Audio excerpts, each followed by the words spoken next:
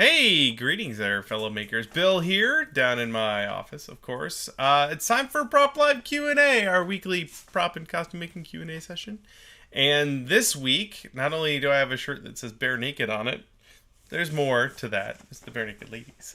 We have a guest this week. Yay! Hello, everyone. Say hi to Nick from Modulus Props.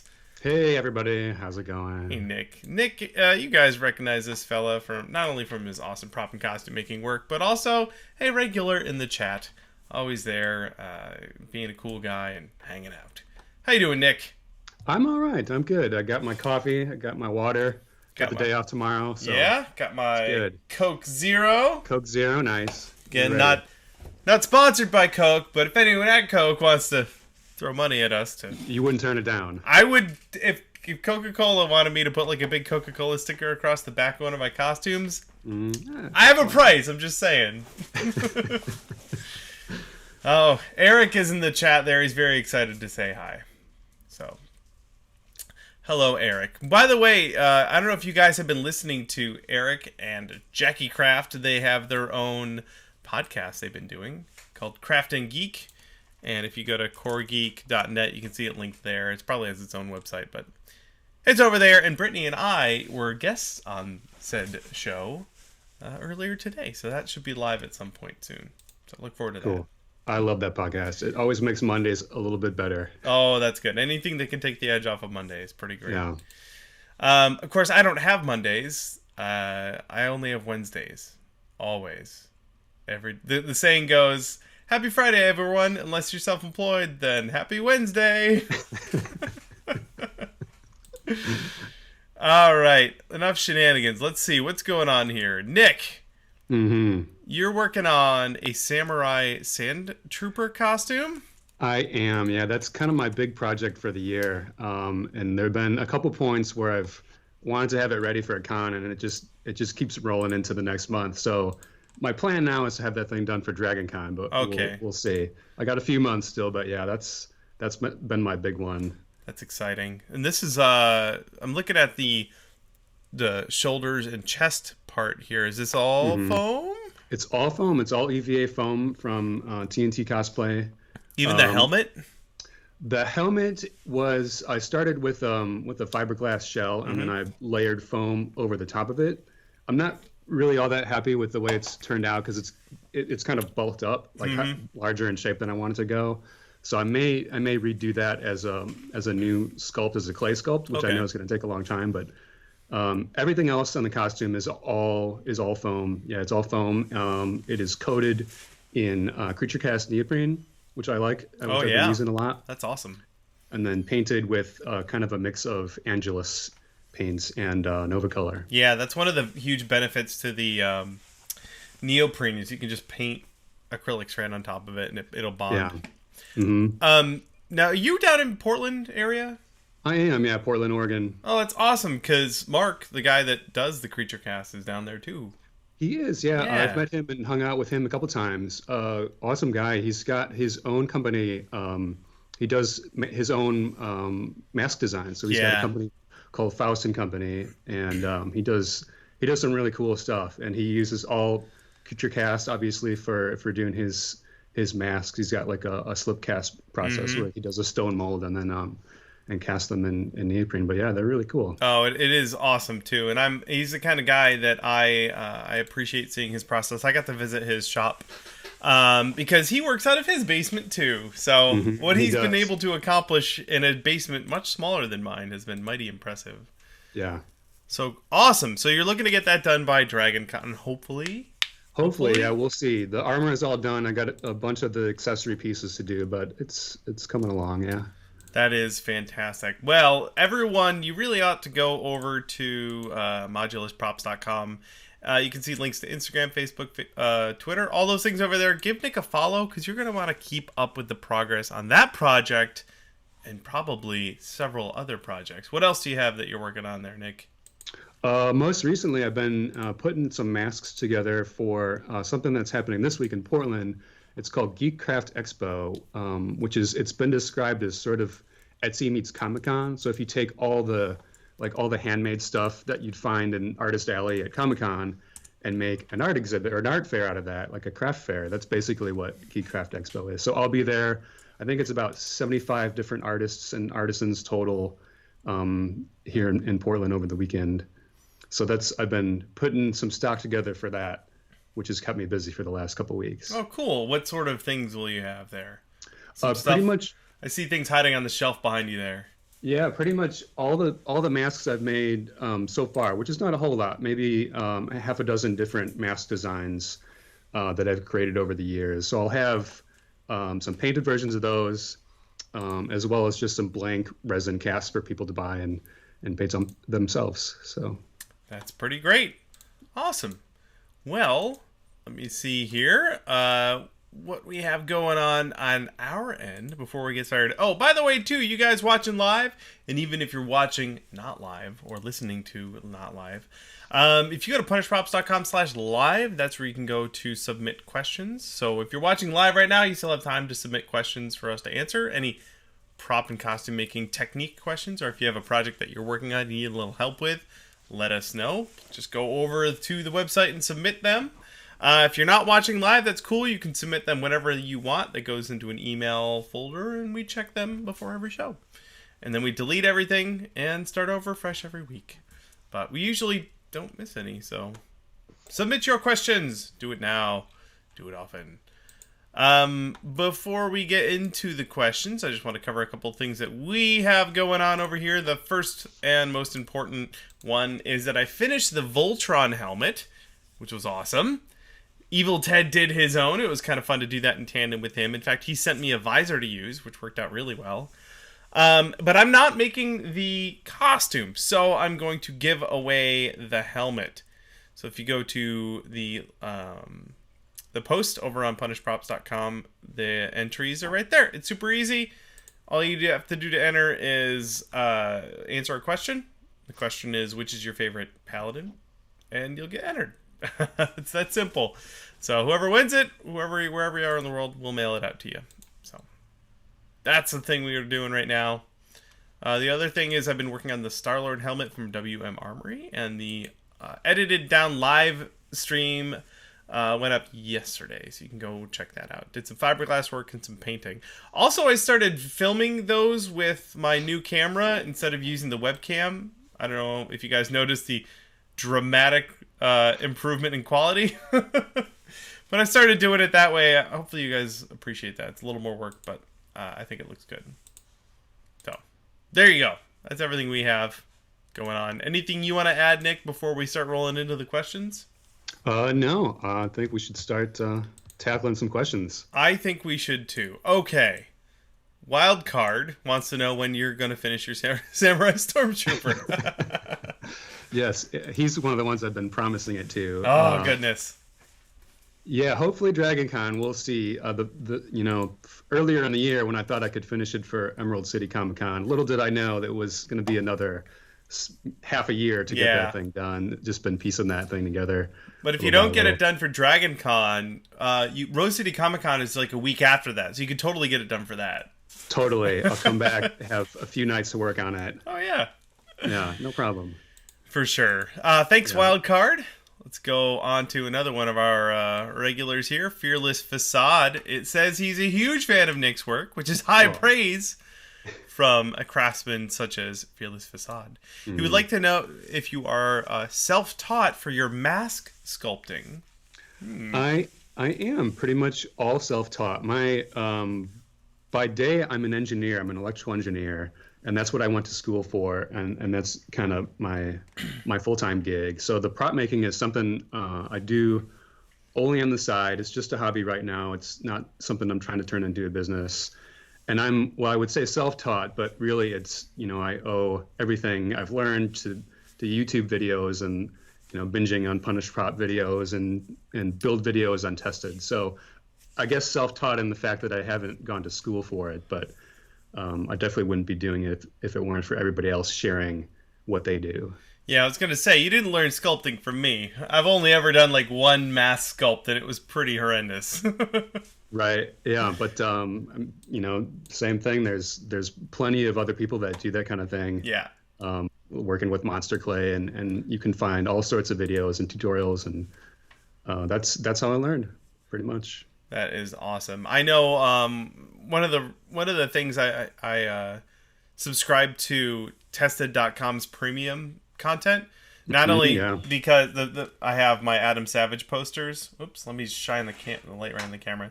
I have my Adam Savage posters, which make it worth it by themselves. Yeah. But also, you get access to their premium content. A lot of that stuff has been some sculpting tutorials from Frank Ippolito. And if you're going to learn how to sculpt, that Frank guy, he's a guy. He Yeah, knows a yeah, thing or two. he knows his stuff. Sculpting, painting, all the things that we do as prop makers. He does. He's got all that down and is good at teaching it. I think. Yeah, Good he at is. explaining why he does it the way he does. For sure. So yeah, there's a little plug. If you guys are looking to get some extra goodness out of the folks over at Tested, I can attest that their premium stuff is worth it. It's like $40 Yeah. a year, and it's worth it alone just for that poster. Look how big this poster is. That's gigantic. That's his Mecha Hand poster. Worth it for that alone, plus a ton Yeah, of awesome content. I don't have the Mecha Hand poster, but I've got the makings of the bear Yeah. costume, Adam Yes. Savage's bear costume poster, which is pretty cool. That was really good too. All right, cool. Thanks, Kyle, over at Fearless Facade. His closing statements are: he says, "Your monster clay sculpts are the cleanest he's ever seen." High praise from another mask maker. Thank you. Speaking of too, you sent us a mask, and it's incredible. And it's not here. It's in the other room. Do you have that one that you sent us on hand? I think I might see one in the background right there. Yeah. Why don't you just? Yeah, this guy. So this is the Dishonored, the overseer from Dishonored, from the first Dishonored game. Yeah. And I probably sculpted this over the course of a couple months, a little bit here and there. And then it's cold cast. So it's resin. You can see it's just regular smooth cast 300 that's tinted brown in the back. And then the outer layer is brass. Mm-hmm. And then you polish it up, and it looks. And then it's done. You polish it, and then it's done, and it looks amazing. Right. Yeah. And I used a trick that I learned from Feb Studios, which is you can paint the whole thing, go over it, just slap on some black or brown paint before you buff it, and then buff it. Take some steel wool, some fine steel wool, and it'll leave the paint in all the little cracks and everything, and it makes it look nice and weathered. Yeah, you use the buffing almost to just remove the paint, and in doing so, you're not going to be able to get all of it, and wherever it stays is where it ought to be, like, weathered. Right. Yeah, so we have one of those on hand as well, unfinished, and I'm looking forward to finishing it, because it'll take me like 5 minutes, so. Well, yeah. That is fantastic. Thank you again, Kyle, for the question. Let's grab the next one here from Battleborn Props. What tools would you recommend for sculpting monster clay? That's a good one. I'm going to throw over to Nick. Yeah, well, I can tell you what I use, which is I like the Kemper tools. That's a brand of sculpting tools, and they make all sorts of different tools of various shapes and sizes, like rake tools and that sort of thing. And I have, of the maybe half a dozen I've tried, I've sort of picked out a few that I really like. I'd grab them, but I don't know where they're at the moment. But really, it just comes down to being a flat piece of wood, that's maybe pointed or rounded, that allows you to get into the various areas of the sculpt. So, a nice big flat area if you're trying to smooth something, or something that's pointy if you're trying to go in and sculpt a little small detail. So I guess I don't really have any specific recommendations, but just other than to go pick up some of those Kemper tools and just see what works for you. That's a good one. I feel like with a lot of the sculpting tools, most people end up buying a bunch, trying out all of them, and just sticking with a handful that are their favorites. And you're not going to know until you try. So many people I know have favorite sculpting tools for lots of different reasons. It's a very personal decision, I think. Mm-hmm. I've made a lot. I don't do a lot of sculpting, but I do mold making, and I use sculpting tools to clay up the molds. And a lot of the tools that I use are like these really rigid metal wax sculpting tools. I just like those. They're kind of like flat paddles, but they're metal. And then some of the other ones that I've used are ones I've made. So I wanted to make little registration keys. So I just took a piece of 1/4-inch aluminum rod, put it in the drill press, and use that almost like a lathe to make like a tapered edge on the. And then I used some sandpaper to buff it so it was nice and shiny. And I use that to make my registration keys in the mold. And you can do the same thing with sculpting tools. Just get a hunk of wood and sand it down until it's the right shape that you want, or a hunk of metal, and make your own sculpting tools. Yeah, totally. If you look up on YouTube, you'll find all sorts of videos of people that make their own tools. You can take things like piano wire, or guitar strings, like Bates guitar strings that are wound, and then you can make little loops, and they become little rake tools. Yeah, those are fantastic. Yeah, so they're easy to make and usually pretty cheap. Right, it's the sort of thing where that tool might be like $15 to buy it from a sculpting store, or like 25 cents worth of brass rod and a broken guitar string. Yeah, that's what they make those tools out of.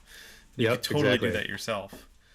And one more trick I got to share, which I learned from Core Geek, which is you can wet sand Monster Clay, at least the Monster Clay medium. I've not tried it on other clays, but if you freeze it, you can sand it with just regular old sandpaper and isopropyl alcohol, and it works surprisingly well. Which is what I've been doing on the sculpt I've been working on recently. So do you throw the sculpt right in the freezer? Yeah, I got to take everything out of the freezer. Yeah. Luckily, there's not often much in there to begin with, but I've got a mask sculpt, so it's on a head form, and I just put the whole thing in the freezer, let it sit for a day to cool down, and then that gets the Monster Clay really hard, and then you can take the sandpaper to it and really get it smooth. That's awesome. That's really good. Good technique to do in the case where you might be making a junk mold of something. Often you'll make a junk mold, basically get the basic form down on a sculpt, make a quick silicone mold of that, cast that in a rigid plastic, and then do more like body shop type work on it. And that's where you can really do that high refinement and wet sanding and stuff. But if you have it already pretty good to go, freeze it and wet sand it. That sounds pretty awesome. Yeah. Definitely something I will try when I someday try and sculpt a mask. It's fun. I'm sure it is. Thank you for the question, Battleboard Props. Let's grab another one. This one's from Crom's Forge. I have a question about silicone molding monster clay. Can you mold directly on the monster clay? Do you need prep coatings or special releases? Does it help to cool it so it's especially hard? What I've done in the past is just to mold directly over it. So it doesn't seem to inhibit curing of silicone, at least that I found. Usually what I use is Rebound 25, and I'll brush it. The nice thing about the medium monster clay is that it's hard enough that you can brush it and not worry about getting brush strokes or messing up your sculpt. I wouldn't recommend cooling it or freezing it beforehand, just because I think it could you could get condensation on it when you take it out of the freezer as you're molding it, which is probably not good. So I say if it's monster clay medium, just go silicone right on the clay. Some people will do like a crystal clear over it, just to maybe help a little bit with to keep you from dinging up the clay. But usually I just go straight on. I know that the only reason why you would really need to seal clay is if you're using something like Rebound, which is a platinum cure silicone. If the clay you're using has any sulfur in it, it will definitely inhibit the cure, unless you seal the crap out of it. But I know monster clay is definitely not in that boat. Right. So yeah, you could anytime we've done some stuff, never a mask, but some stuff with monster clay. Just dump silicone on it, you're good to go. Let's see here. That one came to us from Crom's Forge. Thank you very much. Very good question. Next one here comes from Brother Matthias. He says, have you ever fabricated metal props? Metal. I've never done a full metal prop. The main reason is that most of the time I'm making a prop to go along with a costume that I'm going to bring to a convention. And most conventions won't let you bring in a prop that's made out of real metal.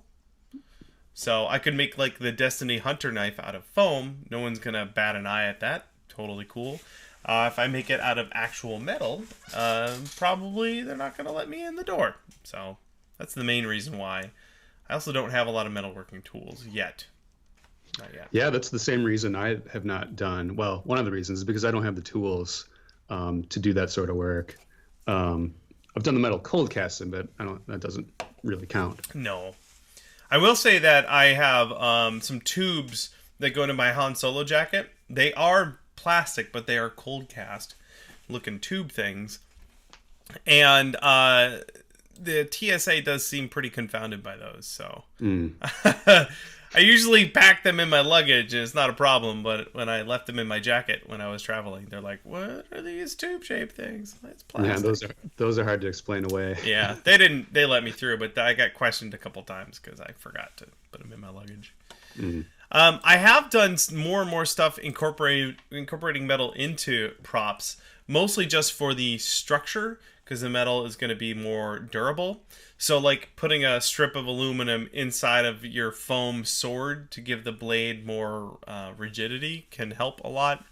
I also did the Jazza axe, or the Jax, on a video a while back, and it's this big heavy Sintra axe, and the two blades lock together. So the backs of the blades I made out of 1/8 inch thick strips of aluminum, and then I machined in my saying, if any machinists are watching, don't be offended by what I call machining, because it was very sloppy. But I machined in some keyholes in the back of one of them so that those two pieces would lock together. And they're rock solid. If I tried to do that with Sintra or anything else, there's no way those things would have stuck together. And they were far too heavy to stick them together with magnets. So yeah, I've done a little bit with metal, but no full metal props. And I probably won't unless I have a real reason to. Thank you, Brother Matthias, for the question. Let's keep moving here. Got a whole bunch of questions. You guys are awesome for sending those in. Thank you very much. Raphael wants to know, I've recently struggled with making big props, like the Buster Sword, and making them disassemble for easy transportation. What methods would you recommend to solve this kind of issue? Well, I have a big prop.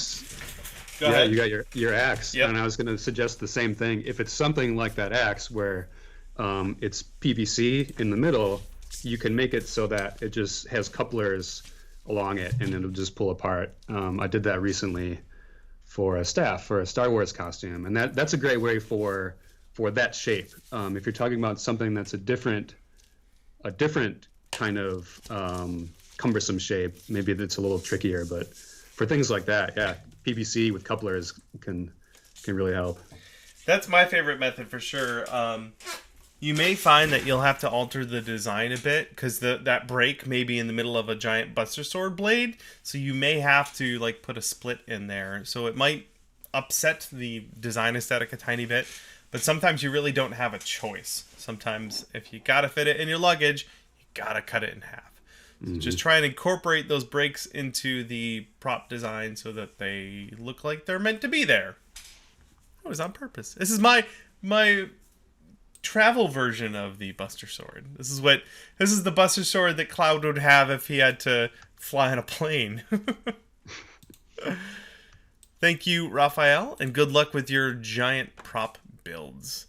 Next one here comes from Bill Helm Creations. There is a picture. I'm going to load that up. There's a tiny, tiny picture. I don't know what I'm looking at. All right, let me read the question for context. I've been making a necromancer from Warhammer called Nagash. Okay, I'm going to go look that up too. So this is a necromancer from... more tiny pictures. Okay, from Warhammer. It's probably a tiny miniature. Okay, most of his body is covered in armor except his abdomen, which is rotten flesh. To make that, I've gotten a corset and sculpted clay over it and molded the clay and plaster. My question is to cast a silicone film into the mold. Do I need any special silicone, or would the normal silicone I make the molds out of be fine? The thing with silicones is that the major difference is going to be how flexible it is, what the durometer is. So like Mold Max 30 has a durometer of 30. It is that amount of squishy. or like Mold Max 15 is more floppy and more squishy. It depends on how floppy and squishy you need your silicone to be. For that kind of application, people seem to like DragonSkin. Mm-hmm. I've never used it myself, but people seem to like that an awful lot. But I haven't done any sort of silicone prosthetics. Have you done anything like that, Nick? No, I have not. The only time I've used silicone so far is just in mold making. Yeah. So I've never made a prop out of silicone. Right. Yeah, me neither. I do know from research that I've done that you can get silicones like that. You can get pigments. So if you're looking at smooth on stuff, I believe it's called Silpig. Mm-hmm. I think that I'm looking up Silpig. Yeah. Sounds right. So if you were going to go with something like DragonSkin, which I believe here, we're gonna go on a journey on the old Smooth On website. Here's Silpig. It's a pigment for making. You can make your own silicone pigmented paint. Basically, it's like silicone that you can airbrush onto a surface. And then the DragonSkin, I believe is transparent. Yes, translucent platinum silicone. So you would probably want to use that so you could pigment it whatever base fleshy color you need to brush into the mold, and then make your own silicone paint to do the finishing painting once it's pulled out of the mold. Does that sound reasonable? This sounds about right to me. Okay, good. I've never done it before, but I've seen it done before, and I've watched some videos. So hopefully somewhere in there, Bill Helm was the answer for you. Definitely good luck, and I think you can do it. I think you can. Report back, too. Also, before you try and do it into a giant mold that you made, maybe try it a small piece. Maybe try an ear. Start with an ear. Yeah? And then report back. Tell us how it went. Yeah. Always test first, especially if you're dealing with expensive silicones. Yeah, because DragonSkin ain't cheap. No. All right. Sounds to me like we are ready for the next question. Thank you, Bill Helm. Next one comes from Armand Windsor. What is the most annoying thing to clean up after doing a project? That's a good one. I got one. The big expensive mixing bowls, not super expensive, but they can be a few bucks each. So I try to reuse those when I can. And if you're smart, you can mix your things together in such a way that it'll just peel out when you're done, like your resin or your silicone. But sometimes you just have one of those containers that's just coated in goo, and I never feel like spending the time to clean it. No. And sometimes I just throw them away. Yeah. So that's one thing I hate having to clean up after. Anything that didn't cure. Anything that was supposed to cure and didn't cure. That's the most annoying thing to clean up, because it's usually sticky. It's usually got a high viscosity, and it was usually expensive. Right. And it could be something that you don't want on your skin, so you don't want to really just be near it. No. I will say one of the most annoying things to clean up, when I had my hands on the Form 2 3D printer. It's a resin-based 3D printer. So it's got a tray, and then you put in a cartridge full of this thick UV reactive resin, and it poops that down into this tray, and then it drops the thing in, it zaps on your layer, and then it picks it up, and then it squeegees the layer to make it nice and clean, and then it does that over and over again. Well, a tiny bit of resin cured on the tray, and the wiper was going across that, and on its way back, it would clip that hunk of resin and then fling resin all over the inside of the machine. That's just convenient. Everywhere. And it was like, I'm doing my job, I'm so good at this, and it was not. And I was sitting here, and I was like, why is it making that noise? I looked over, and it was just flinging resin just everywhere. So the thing with that is, when it works, the resin goes from the cartridge to the tray. You can remove both of those, and the resin never touches the machine. It's awesome. When it does touch the machine, though, it goes everywhere. And you have to wipe it up. It's really thick. It's uncured. And then you got to use isopropyl alcohol to wipe everything down. It is. It was just a disaster. Completely unmitigated. Yeah. So there you go. There you go, Armand Windsor. That is the top of my list right there. Travis has a question. Travis 11011. I find it hard to believe that there were 11,010 other Travises, but maybe there were. Question 1. How do you make the Rotary Tools sandpaper drum fit snug onto the rubber grip bit? I know what you mean. Sometimes, one of two cases, depending on the drum bit that you have, you may slide it on there and it'll be kind of loose, or you try and slide it on and it's hard to get on there. Generally, if it's too loose, that means you have to cram that screw really tight so that it compresses the rubber and from the top and expands out the side, holding it tight. The ones I have are all really tight. You have to like smash it on there to get the drum to go over the rubber sleeve. What's your experience been, Nick? I use that bit all the time. I guess I always leave it connected, so I never have to replace it with a different one because I just have never had to do it. So yeah, it's never been an issue for me.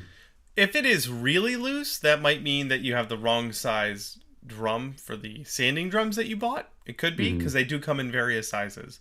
But also there may be some variation between the brands, the manufacturers, just slop and how they're made.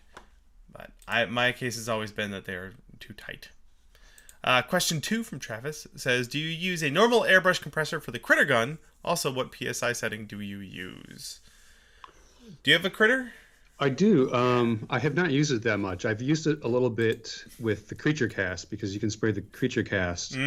And based on the recommendations for the critter gun, my airbrush compressor wasn't quite enough for it. So I ended up getting not a big compressor, maybe just one of those little several gallon pancake compressors, and that seems to be plenty. Although I have not tried it with an airbrush compressor. I haven't tried my critter on the airbrush compressor either, but I predict that the airbrush compressor would have a hard time keeping up. That's my guess too. But I also have a shop compressor, so that's what I use for the critter gun. I just quickly looked up just Harbor Freight. A 3-gallon compressor is $54. Hard to go wrong with that. Even if it only lasts you a couple of years, it's still money well spent. My first shop compressor, I think, was something like that. It was like $60. It lasted me, 3 years, and then it died, and I was like, cool. I used it every day for 3 years. That's money well spent. Got your money's worth. Yeah, absolutely. So, if you're going to use a critter, I recommend getting a bigger shop type compressor. You can also use that to run many other things, like just for spraying dust out of the way, or you can run some air tools on that. So you can run an air gun, like a nail gun, which is always a good time. Or I'm trying to think what else. I don't actually use my compressor for tools that much, but that nail gun's awesome. When you need it, and you can just go tack it. It's handy to have. Yeah. Alrighty, thank you very much, Travis, for your question. Let's keep moving. Hey, this is our old buddy Foos Road Dave. He says he finally saved up about $500 for his first 3D printer. In your opinion, what's the best 3D printer I can get for around that price? He wants to use it to assist in his scratch builds, but would also like the ability to fully print decent-sized objects. Well, do you have any 3D printing experience, Nick? I do not. Okay. It's been on my list, but it's not something I've attempted yet. Oh, good news. Travis is in the chat, and he said his dad got him a compressor for tire rotation. Super handy. You can use that for your critter gun. Awesome. There you go. All right. So here's the thing about 3D printers. I have 4 of them, and a couple of things. I did not pay for any of them. And also, they all each cost more than $500. So, my experience with 3D printers is a lot different than most other people's. Also, I'm kind of spoiled. I totally admit that. Because I can highly recommend the Ultimaker, but it costs way more than $500. That being said, I just purchased a printer for $165. and we're gonna see how that goes. If you're curious about it, the next batch of 3D printing videos we're going to do with a budget printer, and people recommended a bunch of them to us, and I'm quickly trying to find out which one I ordered because I can't remember. Not Acer, Anet. The Anet desktop 3D printer. So that's the one we're going to try out. It's $160 with like free shipping, which I think is just mind-blowing that you can get a 3D printer for that much. So if you're patient, Dave, you can wait a month or two until we tackle that and see how it works. And if it does, then awesome. But there are a bunch more for less than $500. Some of them that come fully assembled. That I think. Why can't I think of it? Not Micromark. What's the other one? What's a website where you go get like iPhone cables and stuff? I can't remember. Monoprice. There we go. Monoprice. Yeah. Monoprice has their own 3D printers too, and people spoke pretty highly of them. Let me see here. Yeah, the Anet A8 is based on the Prusa i3, and we're going to... it's a kit. You have to put it together, and we're going to try and do that. So we'll see. We'll see. And my goal ultimately with it is probably to make something like a helmet. A full-size, legit prop thing on a printer that costs less than $200, which I think if we can pull that off would be pretty freaking awesome. That's cool. Yeah. Can't wait to see that. I'm also excited. I don't know. It's an experiment, I guess. It is. I am excited to see how it turns out as well. Mm-hmm. Thanks, Fusro Dave. Good question on you. Oh, wait, hold on. Let me look at the chat real quick. Patrick Delhanty is in the chat. He says he has a Maker Select Plus, which was $400. That is from Monoprice. Very cool. Jeff is worried that we got an A8. Okay, well, we'll see how it goes. Yeah, so cool. We'll see how it goes. Let's keep moving here. Cuggings wants to know, what kind of foam do you use and how do you seal it? Oh, it's a good one. Nick, tell us your preferred foam and sealing methods. Preferred foam is definitely the TNT cosplay stuff. If we're talking about EVA foam, which I assume we are. Right. Yeah, definitely the TNT is pretty much all I use now. I've done some things with floor mats too, and those, they have their purpose for certain builds. They come in handy, but splurge for the nice TNT stuff when you can. And then preferred method of sealing, and I will admit I have not tried the poly latex 60 that you like to use, Bill, and that Evil Ted uses, and I know is pretty popular. I've only done really creature cast and things like Plasti-Dip. But I can definitely say that the creature cast method of sealing works pretty well and has some advantages to it in that you can sand it after it's cured. I've used it to fill seams. If you use the thickener, it will get pretty thick, and you can sort of paint it on, let it dry and cure, and then you can sand it back down, which works well for seams. You can paint right over it. It's non-toxic, cleans up with water. So it's definitely the creature cast for sealing is my favorite at the moment. That's awesome. I just got some more of the thickener too. So I'm going to be tinkering a little bit more. I like the idea that you can use it to fill stuff in. And it's rigid enough to sand. At least the medium one that we got was. So yeah, I'm liking the creature cast more and more. I think the next big project I do is going to get sealed in the creature cast. In fact, the Voltron Paladin helmet that we are giving away, if you want to get in on that, head on over to punishprops.com and check out the Voltron Paladin post. That one was all sealed with that creature cast neoprene, and of course, I have a video on that. All right. Awesome. I'll also add that you can, I think you use the black stuff, the black creature cast for Mm-hmm. your helmet, right? There's it's called an off-white version as well, which is basically the black without the black tint, and then you can tint it with acrylic paint, which I Oh, know came up in a previous Q&A. So that does totally work. You can tint the white creature cast with acrylic paint, and when you apply it really thin, like if you're sealing foam with it, it's actually more of a clear. If you don't tint the white, it's not white, it's clear. oh, cool. So you can totally tint it with paint. That is fantastic. I need to pause for a moment here and note that we are almost done, and Hey Patch just showed up. So thanks, Hey Patch. Good to see you, buddy. Okay, wild card, back at it again. Could Nick talk about applying creature cast to foam? Oh, yeah. Let's keep going on the creature cast train. Yeah. What do you do to put it on your foam? So I've done both spraying and brushing it on. Kind of what I've settled on now is to, I guess, to what you would do with the polylatex 60 is that you brush on the first coat or two just to make sure that you get full coverage. And then after that, you can go in and spray a bunch of layers. And it dries really quickly as long as you keep it thin.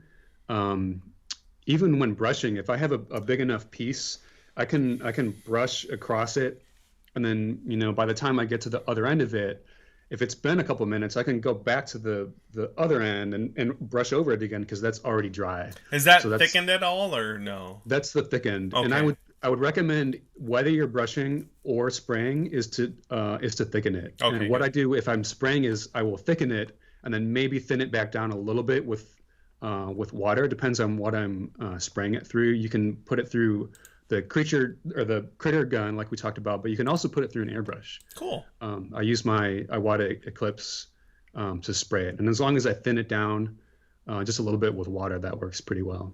Excellent. Very cool. Okay, thanks, Wildcard. Let's keep moving here. Tentacle Grape Cosplay, which is an interesting name. What type of paint do you recommend for using with UreCoat?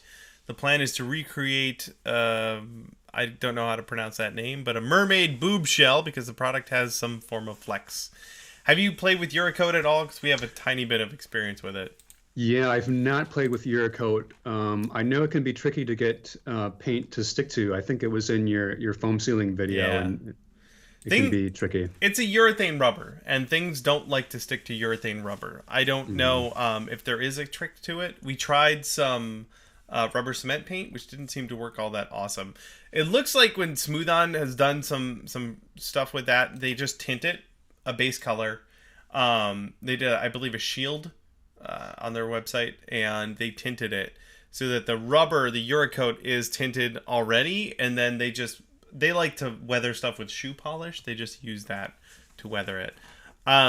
So you may want to just try casting your pieces in different colored parts and just tinting them tinting the UreCoat before you apply it. That's what I would recommend. Or pigmenting it. There's a difference between tints and pigments. Pigments are opaque. The UreCoat is kind of a translucent color, so you may want to get like some pigments in there. Again, small scale tests. Try some things out. You'll figure it out. Thank you for the question. Let's grab another one from Magically Done Creations. I'm working on a huge axe. It requires 2 layers of foam. I made one of the blades, but it has a very bad seam showing the joining of the layers. What would you suggest to fix the seam or prevent the seam in the first place? What do you got for us, Nick? Well, for fixing the seam, you can go with everybody's favorite, which is Quick Seal. I'm assuming that it hasn't been painted or sealed yet because I don't know if there's issues with getting the Quick Seal to stick to certain things, but it'll definitely stick to just the regular foam with nothing on it. If I were sealing this with creature cast, I would probably try to seal it with thickened creature cast. Yeah.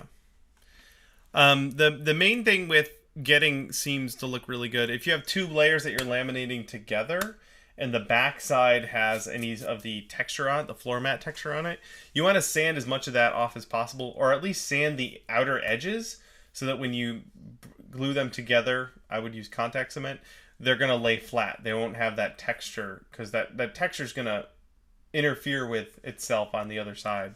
And there's no way to not have a gap when you do that. If you're laminating 2 layers together side to side on a thin edge, making sure you have a good clean cut is going to make a big difference. Using contact cement will help.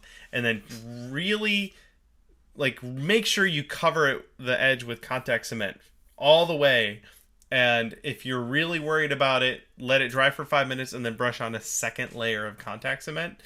Let it dry again, and then when you touch those edges together, just take your time. Make sure everything's nice and lined up. So yeah, there you go. And of course, we have a video on sealing with Quick Seal from a couple weeks ago on the Voltron helmet. So feel free to go check that out to help fix your axe project. Thank you, Magically Done Creations. Let's grab this one here from June. I had a hard time dremeling down foam details for my Garen's Bulwark axe. I'm sure you guys are throwing these words at me on purpose. Let's see here. The details are so small that dremeling angles are hard to do without sanding your fingers or other parts of the foam when you don't intend to. What would you guys recommend? Axe. I'm trying to look up a picture of the thing. I'm not familiar with the character, and I looked up a Google image search, and it's only left me with more questions. Yeah, I don't know that character either. It looks like this giant axe from some kind of anime, I think. I'm gonna go with that. Anyway, doing really tiny details in foam with a Dremel can be pretty challenging because the foam is so flexible enough that at that scale, instead of a Dremel cutting through a part, it's just going to kind of push it out of the way. That might be a case for using a hot knife instead of a Dremel. Have you ever done any work on foam with a hot knife, Nick? Not with a hot knife, but maybe something that gets similar results, which is to X-Acto patterns and then hit it with a heat gun. Yeah. And it'll open up. I've done that plenty of times. Yep. I will say, so a hot knife would just be like a soldering iron, or you can get a wood burning tool and get a really fine tip on that. It gets hot, and you can sculpt in foam using that heat. The main concerns being, don't breathe it in. Melting EVA foam and huffing it is really bad. So wear a respirator and have a fan or work outside so that the smoke isn't blasting you in the face. And then, of course, be careful because it's very hot. Mm-hmm. But there you go. Those will help you get a little more refined details. And as always, practice on a small piece before you commit to mashing a hot soldering iron into your giant axe. Definitely. Good luck with your build there, June. Let's grab. We have a handful more, and I think we have the time to do it. Steven wants to know, I'm gearing up to do some shaping and fairing on top of a fiberglass reinforced Pepakura model. I have recently read some very good things about Evercoat Rage. Is it worth paying extra money for the premium product as opposed to using normal Bondo? Nick, do you have body filler opinions? I've used both the regular Bondo and the Evercoat Rage, and I would say if you can afford the Rage, go with the Rage, because it was noticeably easier to work with, at least for me, for the thing I was doing. I like the way it sanded better. It seemed to get less bubbles in it, and maybe that's just the way. Maybe I applied them differently somehow between the Bondo and the Rage, but I had better experience with the Rage. I haven't used Evercoat Rage, but I have used just Evercoat's normal stuff. Their filler. It looks like the Rage is twice the price of normal Bondo. Yeah, it's quite a bit more expensive, but at least for me, for the amount of time that I think it saved using that instead of the Bondo, I think was worth it for me, at least. I will point out the bubble thing is also an issue. I've noticed when using normal Bondo, after you sand it, you find there's tiny bubbles in there, and then you got to fill those with like an air drying spot putty, and then sand that again. Right. Yeah. So it can be worth it for this time savings alone. So yeah. The consensus is it's more expensive, but it is totally worth it. Totally worth it. Cool. Thank you for the question, Stephen. That's really good. I got to get me some of that stuff too. I have their normal Formula 27, I think is what it's called, just because I can buy it locally. And that is a little bit of a step up from the Bondo. Hey, it's our pal Kevin Blay. I hope Kevin's doing good. Let's see here. Any tips on the most ideal way to manage flat black and gloss black base coats for variable finishes on the same prop without losing one's mind on trying to perfectly match up masking lines between the two? Or am I just in for a perfectionist headache and trying to achieve perfect lines? I will say perfection should is something you should strive for, but never ever expect to achieve. Yeah. I am not a perfectionist. I am a completionist. I finish things. Every project I've finished has been good enough to some extent. I'm not exactly sure what he means by managing flat black and gloss back coats for variable finishes. But if I were doing something like that, I would paint it all glossy and then let it totally cure and then mask off the areas that I want to stay glossy and then spray it flat and then take off the masking, and you're good to go. I don't think you could do it the other way because the painting a gloss onto a flat might not be as glossy as you want it to be. Right. Yeah, I would agree. That's probably the way I would do it too. Is start with the gloss, and then mask and spray the flat. Yep. Yeah. That seems like that would work. I haven't done anything quite like that before, but it seems like it should work. Seems like it. Yeah. It's worth a try. Do a small scale test. And good luck, Kevin. I can't wait to hang out with you at DragonCon. All right. A couple more here. Bushang's Creation says, do you use a sculpting head form to sculpt your masks onto? I do. I guess it's not a true head form. It was basically just a mannequin head that I got from Amazon, and I did some measurements, and it was close enough to my head, which I think is close enough to the average size male head, anyways. So that's what I use. Is just it was a fiberglass mannequin head from Amazon, but I know you can get true head forms like Monster Makers has the Ed head, which I've been thinking about picking up one of those. And there are some other ones around too. Yeah, I usually recommend those. They call it the Ed head Armature, and it's they have different quality levels. That's kind of interesting. But $65 for that, along with some monster clay, and you're good to go. And I don't have one of these, but everyone I know that has one says they're totally worth it. Let me see here. I know they make a female one. I just don't know what it's called. They do. I know. I can't remember the name, but there's a female version of that Armature. Wait, let's see. What are they calling this? Ed head Armature. What if I look up female Armature? There we go. It is... Nope, that's not it. Oh, Alana head. Alana head is the one. That's it. Yeah, so there you go. Male and female. I will warn, if you decide to use a mannequin head, and you can find a lot of cheap mannequin heads, Amazon or eBay or wherever, be aware that they're not always full size, and they may not tell you that. So they may be, child size or smaller than your average adult head. And if you want to sculpt something over the top of that, you may need to compensate for that somehow. Yeah.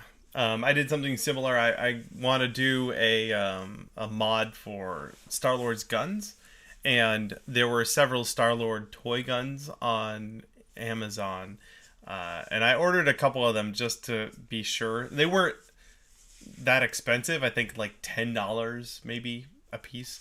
So I got a couple of them. One of them is actually the Ruby's one is full grown-up size hand.